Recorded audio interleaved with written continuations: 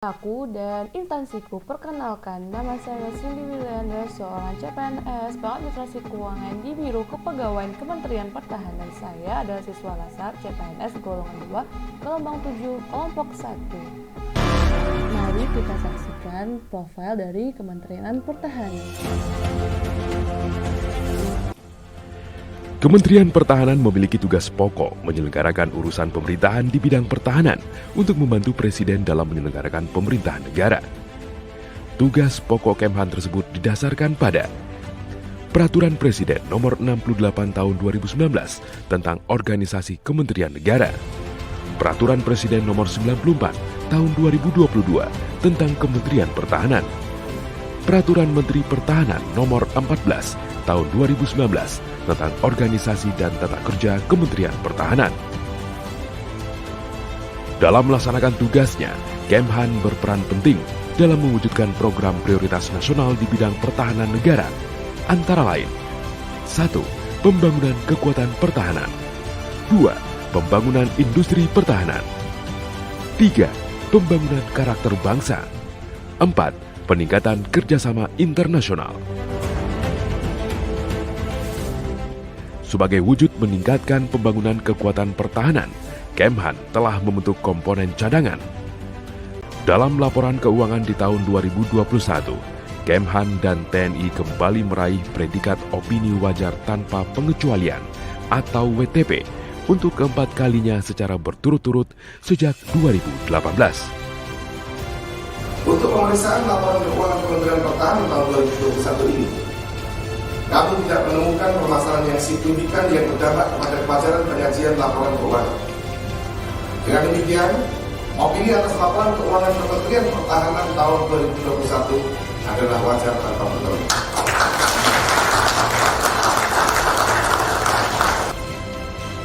Sejak tahun 2008 sampai dengan saat ini, Kemhan tetap berkomitmen dan terus berupaya untuk mewujudkan pemerintahan yang berkelas dunia melalui reformasi birokrasi, di mana sejak tahun 2020, pelaksanaan reformasi birokrasi sudah memasuki tahap implementasi dalam merubah mindset dan kultur set pada setiap pegawai Kemhan.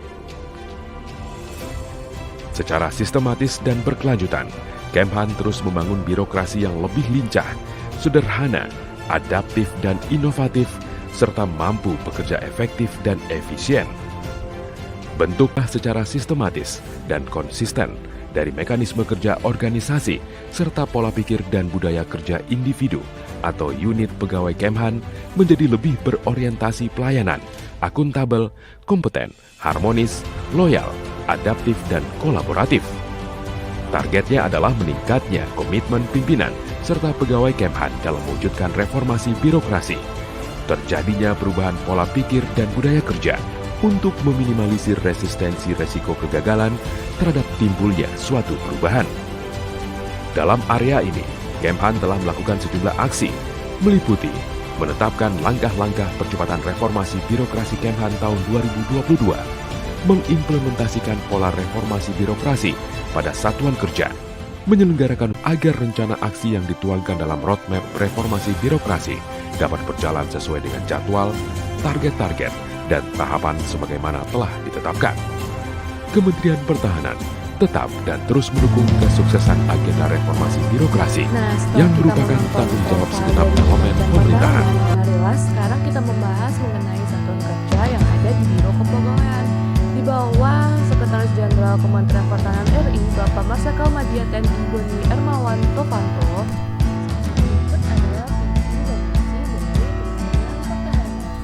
Biro Kepegawaian dipimpin oleh Bapak Brigadir Jenderal TNI Kosasi, yang fungsi dari Ropok sendiri adalah salah satunya perumusan kebijakan teknis di bidang kepegawaian.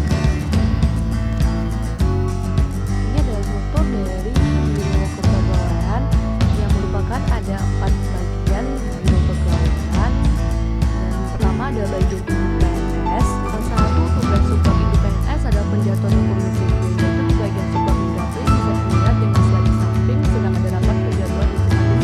Kedua adalah perawatan pegawai, yaitu salah satunya adalah penyiapan rumusan kebijakan teknis di bidang perawatan pegawai. Seperti yang terlihat di gambar di samping, sedang adanya proker kerja dan adanya kegiatan Porkemhan. Bagian karir pegawai.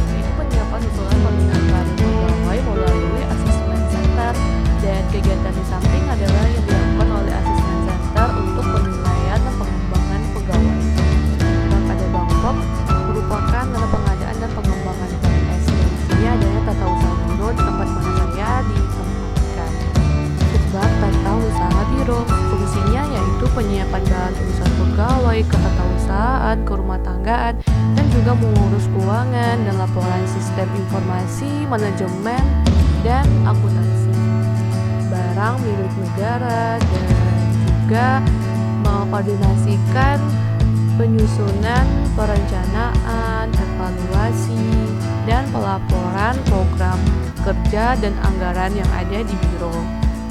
Nah, sangat banyak tupoksi yang ada di TU Biro, dan pegawai-pegawai di sana saling melakukan koordinasi dan kerjasama dan saling membantu walaupun tidak ada tupoksinya. Dan ini adalah dokumentasi yang ada di TU Biro Lombok, dan salah satunya sedang berlangsungnya kegiatan wasrik, yaitu pertanggungjawaban kegiatan yang ada di Biro TU. Nah, sekian dari penjelasan saya, dan terima kasih sudah menonton aku dan instansiku.